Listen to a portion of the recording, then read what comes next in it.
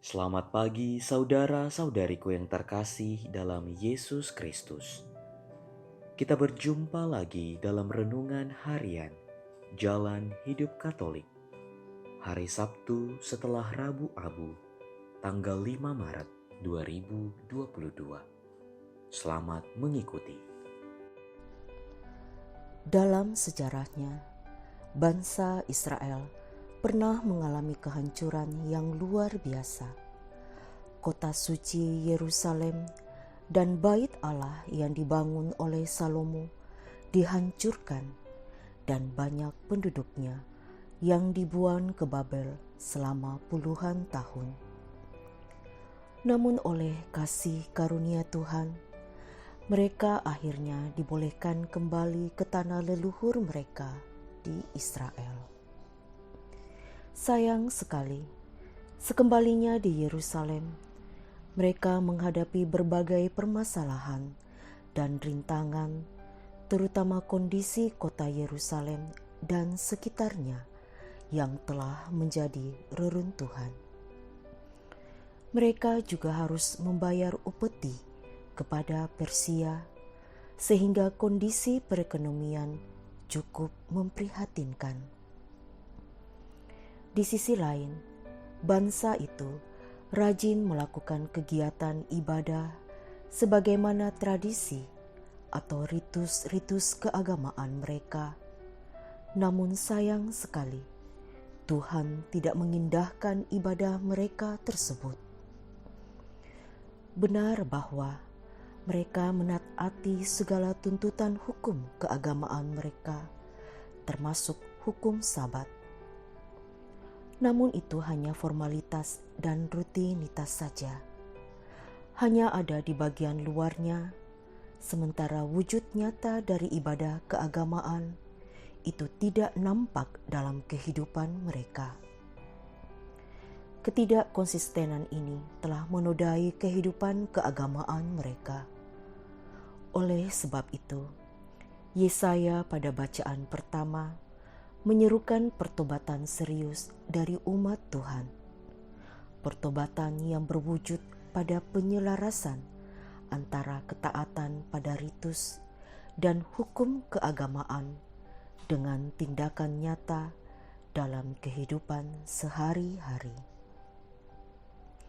Ketika mereka mau bertobat dengan sungguh-sungguh kepada Tuhan dan mengubah kehidupannya menjadi berkat bagi banyak orang, maka Tuhan menjanjikan pemulihan yang begitu indah.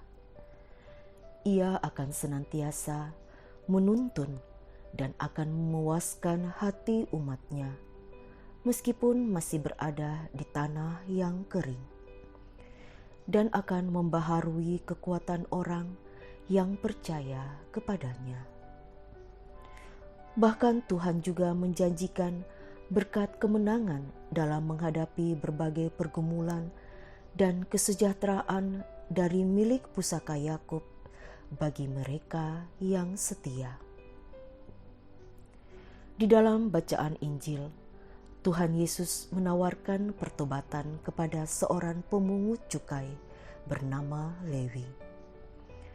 Alkitab mencatat, saat itu juga dia meninggalkan segala sesuatu dan mengikuti Yesus.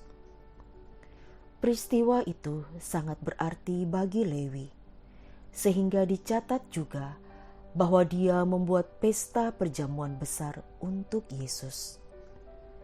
Di antara para tamu undangan, hadir juga para ahli Taurat dan orang Farisi.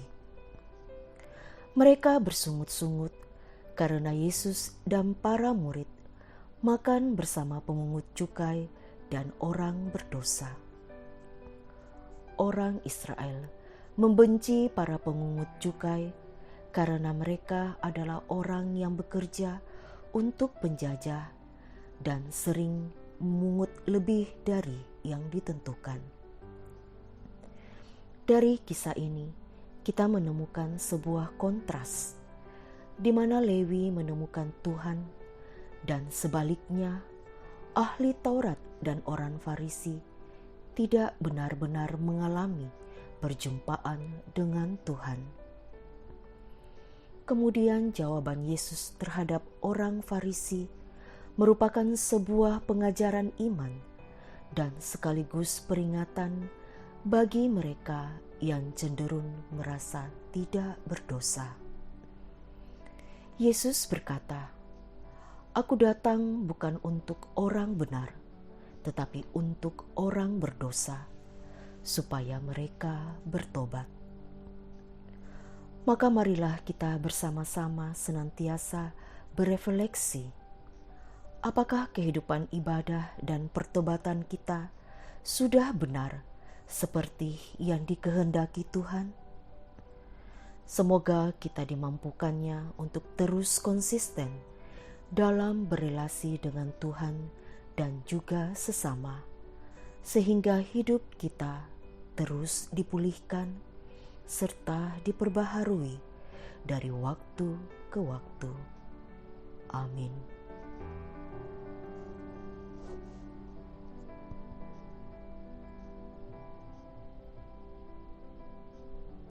Terima kasih. Kita baru saja mendengarkan renungan harian Jalan Hidup Katolik. Semoga segala aktivitas kita hari ini mendapat bimbingan dan penyertaan Tuhan serta berkat Allah yang Maha Kuasa. Dalam nama Bapa dan Putra dan Roh Kudus. Amin.